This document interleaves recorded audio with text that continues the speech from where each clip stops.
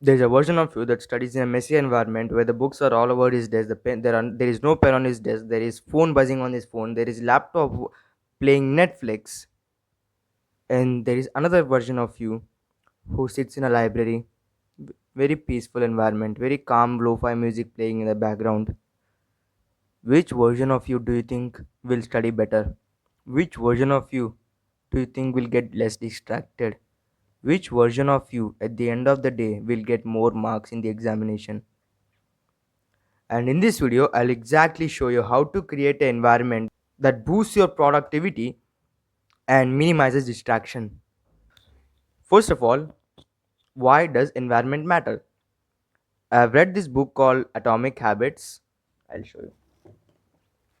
This is a book. It's called Atomic Habits. I've read it, and in this, the author talks about a very interesting topic called motivation is overrated and environment often matters more. In which he explained that a study has been conducted in which a hospital's cafeteria soda drinks were like there were soda drinks like cool drink, thumbs up, Coca-Cola, everything, right? Beside them, more water bottles have been kept. Like previously, if there are 10 water bottle stations, now they have 100 water bottle stations. After this, they did not say anything to the patients or the employees about this, but they just did it in silence. And they have seen that the water consumption in the hospital has increased significantly just by changing the layout of the room. They didn't ask anyone to drink more water. All they did is made water more accessible. That's it. Just by increasing the accessibility, the people drank more water. This same applies to distractions as well. If the distractions are accessible to you, you will get distracted. That's a quote that I thought from my mind is, if distractions are accessible to you, you will get distracted. That is the problem with not proper environment in studying. So when distractions are available to you, accessible to you, you will get more distracted. Like when you're studying, if you're not studying on your phone, like if you're studying in your phone and a notification pops up like your friend has posted a video or something distracting notification pops up, what would you do? 90% of people would check that notification out. Isn't that crazy? Like out of the 100 people studying at this moment right now, all of them had notifications buzzing on their phone, and 90% of them checked their notifications. That instantly loses a focus productivity of 20 minutes or so. Like just checking a notification will drain down your productivity by 20 minutes, and that's something we want to avoid as well. So I want you to make distractions less accessible. So that's why having a proper study environment is very important. You will get less external distractions, and the external distractions are like the 80% of overall distractions. The other 20% is internal distractions. We'll talk about the external distractions in this video. And talking about external distractions, an external group also affects you a lot. Like if you're studying with people, like if you're doing a group study and studying with people who are not optimal for studying, like they talk always about games or stuff like that, then your study session is gone, I can promise you that. But if you study with people who want to study rather than have to study, then you will study more. Like let's take two scenarios. In first scenario, you study with people who play games in their free time. Not in their free time, they play game all the time, and now they're studying because tomorrow is exam. And there's another scenario we'll take, in which you are studying with a group of people who study because they want to study, not because they have to, because tomorrow is exam or something like that. They study because they want to study. In which group do you think you will get more distracted? The first group, right? The group with you whom you are playing, you had friends who are playing games. Not with the second group. You will get distracted, but that will be internal distraction, not external distraction. So having a group of people. If you're studying with, having a group of people who study without distractions is very important. And if you're looking for a group like that, then my community top link in the description is the way for you. There are people studying, there will be people in the group that study without distractions, like they have the same mindset as you. They don't do bad habits, they don't go to party anything. They're the purest form of students, I think. And if you also want to join, then click the top link in the description. But let's get to the video. So, how to create an environment that favors productivity and minimizes distraction? It's very simple, and it's a one step process as well. You have to just keep essential things in your desk, like in your study desk. Say you're studying on your phone, mobile phone. What would you have on your desk? Would you have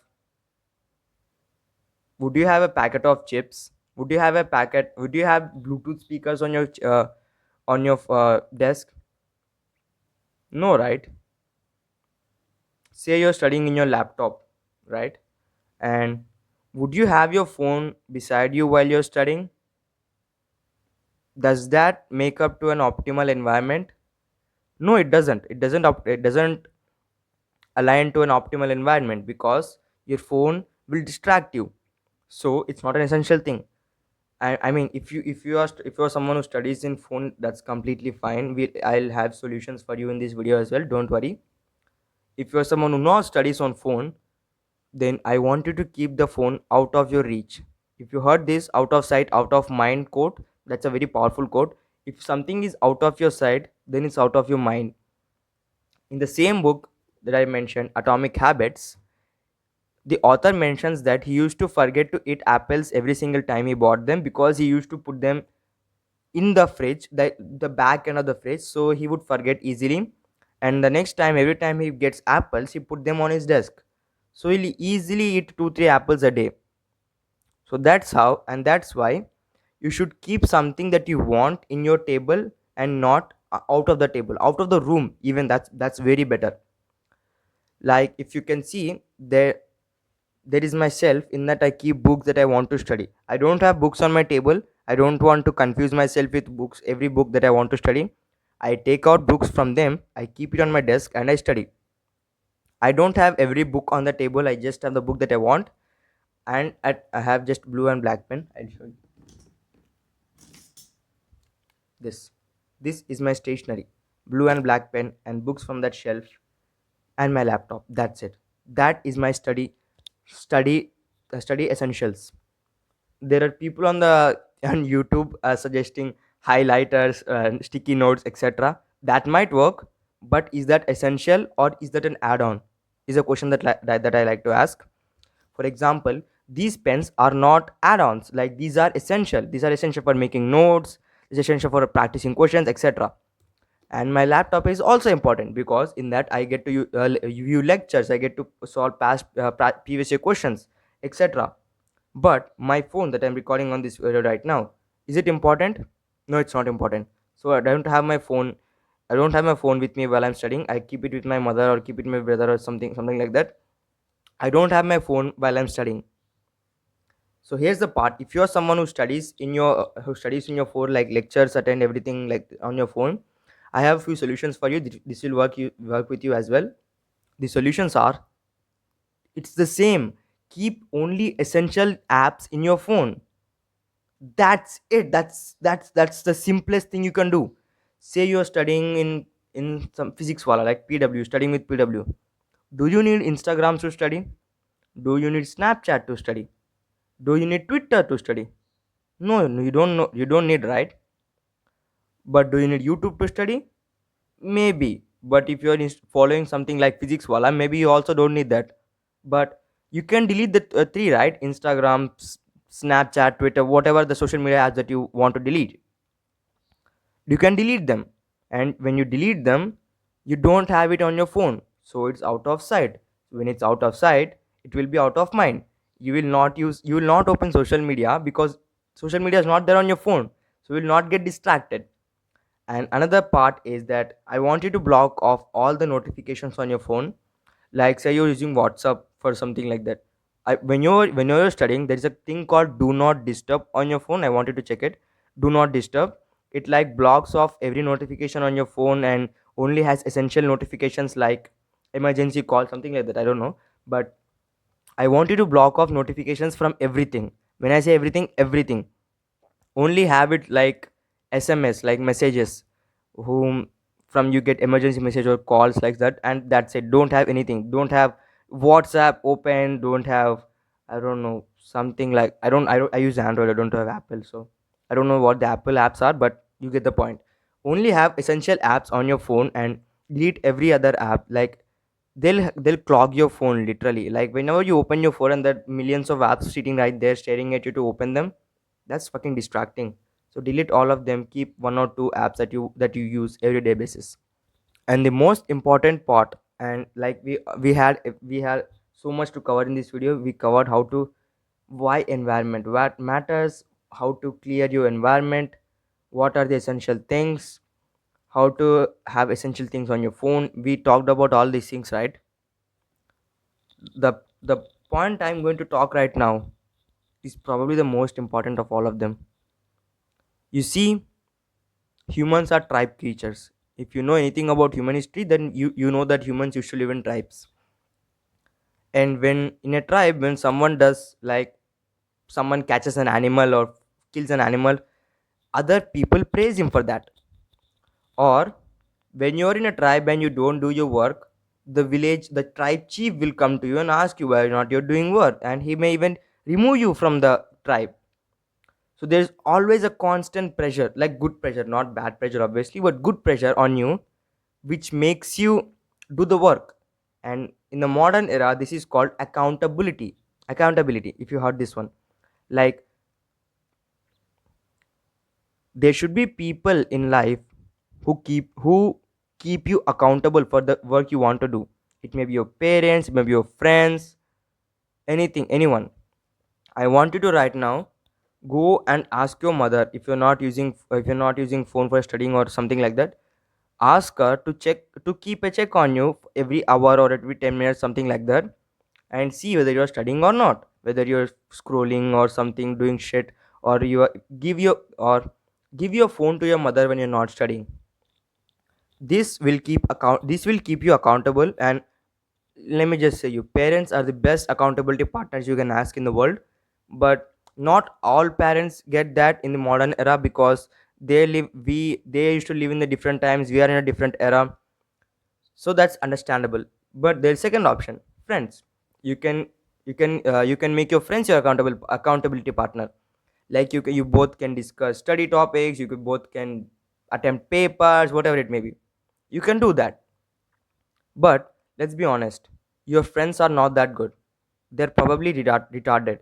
If you're watching videos like this, then you probably are not getting very good advice from them. That means your friends are not very good at studying. So what I want you to do is, I want you to join a group of people or students like you, like they have the same hobbies as you, same mindset as you.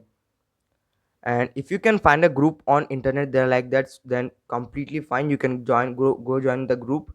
If you can't find that who have the same mindset as you, I've built a community where there are students like you, like there's students who do the same habits as you, who have the same goals as you. And I built a community for students like that. If you want, you can join, top link in the description. I will keep you accountable in that community. Like, I will go on calls with you every 2 weeks, something like that, on Zoom. In literally Zoom, I will take calls with you, and I'll ask you about your progress, I'll ask you about your work, what have you done with this week, everything. I personally will keep you accountable in your studies. Isn't that awesome? Like, I personally and hundreds of other students will keep you accountable for your work. Isn't that great? Like, see, if you can afford that, that's completely fine. You can join. If you cannot afford that, I have a solution for you as well. If you can afford it, then I want you to join the community. It's like a no brainer. If you're not joining this community, I think you're stupid when you can afford that. But if you can't afford it, I have a solution for you. Help a friend. Like help a real friend who you know is real friend. Help them in their studies. If they're below your level, that's completely fine, you should help them. If they are on the same level, then you can discuss with them, discuss ideas with them. You can do that, that's completely for free, right? But if you can't do that, and but you can afford some money, but like you can invest in your studies, then my community is your solution for all the problems in your studies. That's it for the video. I am Manvik, and I help Indian students like you get better at studying. Goodbye, see you in the next one.